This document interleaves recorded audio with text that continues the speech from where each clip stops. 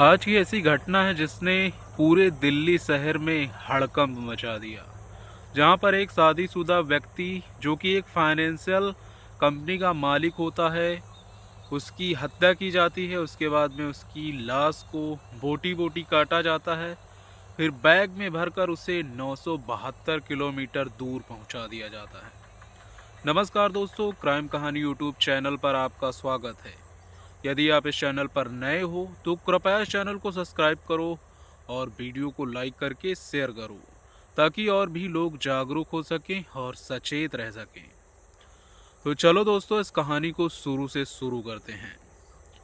इस कहानी की शुरुआत होती है एक लड़की से। उस लड़की का नाम होता है फैजल खान। फैजल खान जो कि अपने घर में एक अकेली लड़की होती है, जिसकी माँ होती है और वो होती है तो रोज़गार के लिए उसे नौकरी चाहिए होती है। वो काफ़ी समय से परेशान होती है कि उसको कहीं पर नौकरी मिल जाए, लेकिन उसको कहीं पर नौकरी नहीं मिल रही होती है।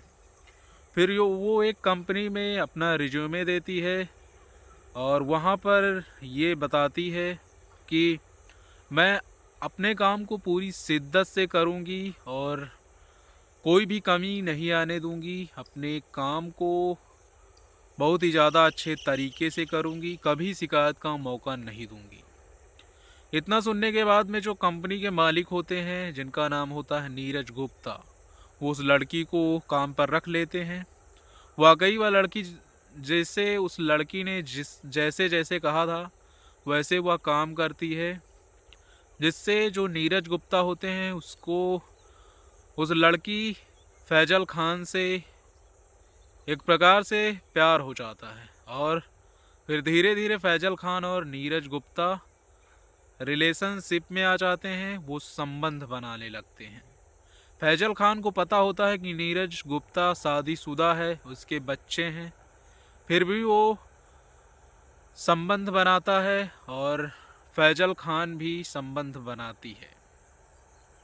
धीरे धीरे 10 साल का समय बीत जाता है और ऐसे ही समय बीतता रहता है। फैजल खान की जो माँ होती है वो उसको कहती है कि शादी कर लो, शादी का दबाव बनाती है, लेकिन फैजल खान कभी भी शादी के लिए हाँ नहीं करती है, कभी भी राजी नहीं होती है। जिससे जो फिर 10 साल जब बीत जाता है तो उसकी माँ फैजल खान पर दबाव बनाती है, जिससे वो मान जाती है शादी करने के लिए। इसके बाद में फिर वो उसके लिए एक लड़का देखते हैं जिसका नाम होता है जुबैर। जुबैर नाम का लड़का देखती हैं। फिर फैजल खान अपने कंपनी के मालिक यानी कि नीरज गुप्ता को बताती है कि मेरी माँ ने मेरी शादी तय कर दी है। बहुत परेशान होती है तो नीरज गुप्ता फैजल खान से कहता है कि तुम परेशान मत हो, मैं तुम्हारी माँ से इस बारे में बात करूँगा और तुम्हारे घर आऊँगा। उसके बाद फिर नीरज गुप्ता उस लड़की के घर जाते हैं, जहाँ पर फैजल खान, उसकी माँ और जुबैर तीनों थे। वहाँ पर जब बातचीत करते हैं तो फैजल खान की माँ को बहुत ही ज़्यादा गुस्सा आता है। वो पास में पड़ी ईंट उठाकर नीरज गुप्ता के सिर पर वार करती है। उसके बाद में सभी मिलकर उसकी हत्या कर देते हैं। इसके बाद में फिर सोचते हैं कि अब इस लाश को ठिकाने कैसे लगाया जाए। तो नीरज जो जुबैर होता है वो ट्रेन में खाना जो सर्विंग होता है उसमें काम करता है। तो वो कहता है कि कोई बात नहीं, लाश के टुकड़े किए जाते हैं, उसके बाद में उसको बैग में भरता है। अगले दिन जिस ट्रेन पर वो काम करता है उस ट्रेन का नाम होता है राजधानी एक्सप्रेस, जो निज़ामुद्दीन स्टेशन से गोवा स्टेशन तक जाती है, उसी में वो काम करता है। फिर अगले दिन वो बैग लेकर उस पर जाता है, ट्रेन पर जाता है और ट्रेन से फिर वो चल देता है। सफ़र शुरू हो जाता है। उसका स्टाफ पूछता है कि इतना बड़ा बैग लेकर कहाँ जा रहे हो। तो जुबैर कहता है कि मैं कुछ दिन रुकने के प्लान से जा रहा हूँ, इसीलिए ये सब सामान है। उसके बाद में ट्रेन दिल्ली पहुँचती है। दिल्ली के बाद में गुजरात के बड़ौदा में जुबैर उस बैग को फेंक देता है जो उसके घर से 972 किलोमीटर दूर होता है। उसके बाद में वो सोचता है कि अब किसी को पता नहीं चलेगा, वापस घर आ जाता है।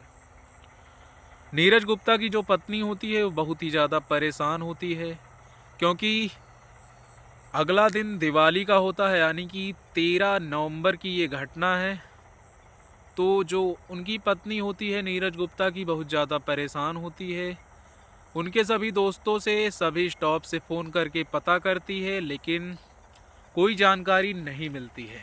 इसके बाद में वो मनदीप मित्तल के पास फ़ोन करती हैं, जो उनका करीबी मित्र होता है।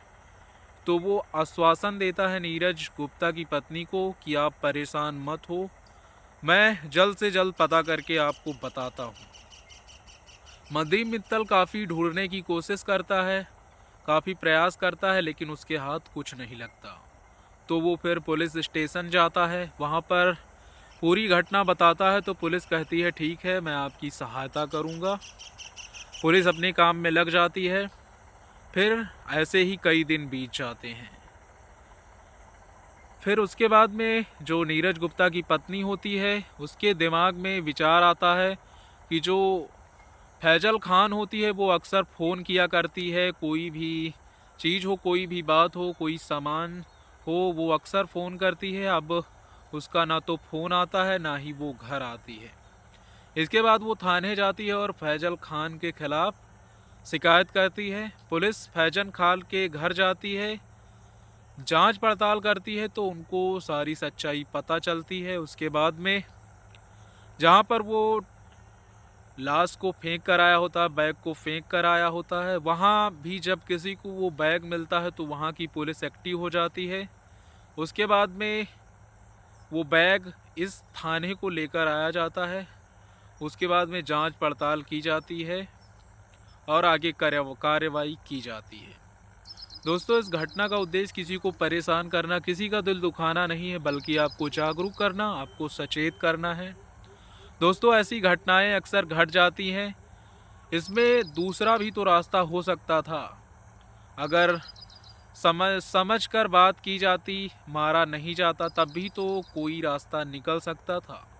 लेकिन इंसान के दिमाग में इतना गुस्सा होता है कि अचानक वो क्या कर जाता है, कुछ पता नहीं होता है। तो दोस्तों, धन्यवाद आप सबका इस क्राइम कहानी को देखने के लिए। इसको ज़्यादा से ज़्यादा शेयर करो ताकि ज़्यादा से ज़्यादा लोग जागरूक हो सकें।